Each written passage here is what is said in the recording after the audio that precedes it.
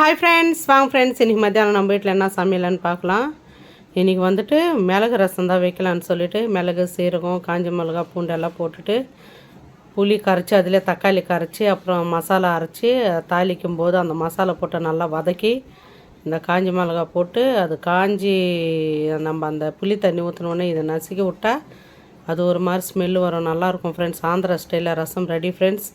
அப்புறம் வந்து 1 kilo chicken தான் ஃப்ரெண்ட்ஸ் வாங்கிட்டு வந்தேன். சிக்கன் பாப்பா வந்து ஃப்ரை பண்ணி கூடன்னு கேட்டால் அப்புறம் போயிட்டு கடைக்கு போயிட்டு 1 கிலோ சிக்கன் வாங்கிட்டு வந்து நல்லா மஞ்சள் உப்பு போட்டு நல்லா க்ளீன் பண்ணி சுத்தமாக கழுவி வச்சுட்டு அப்புறம் ஒரு வெங்காயம் அப்புறம் 2 பச்சை மிளகா கருவேப்பிலை போட்டுட்டு கடாயில் எண்ணெய் தாளிச்சிட்டு அப்புறம் வந்து அந்த வெங்காயம் கொஞ்சம் வதங்கி வந்த உடனே நம்ம க்ளீன் பண்ணி வச்சுருக்கிற சிக்கன் போட்டு அப்புறம் இதில் மஞ்சள் உப்பு போட்டு அப்புறம் இஞ்சி பூண்டு பேஸ்ட்டு அப்புறம் ஒரே ஒரு தக்காளி போட்டு நல்லா வதக்கணும் ஃப்ரெண்ட்ஸ். இதுக்கு வந்து என்னோடய மசாலா ஃப்ரெண்ட்ஸ் பட்டை, லவங்கம், ஏலக்காய், தனியா, அப்புறம் பூண்டு, அப்புறம் வந்து கொப்பரை தேங்காய் ஃப்ரெண்ட்ஸ்.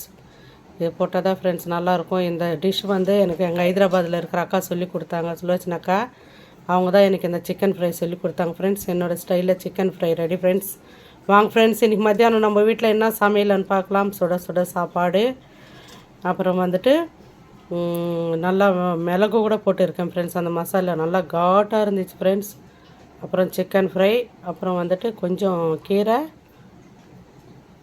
அப்புறம் அரைச்சி விட்ட மிளகு ரசம். செம்மையாக இருந்துச்சு ஃப்ரெண்ட்ஸ் இந்த ரசம். என்னோடய சேனல் பிடிச்சிருந்தா லைக் பண்ணுங்கள் ஃப்ரெண்ட்ஸ். பாய்.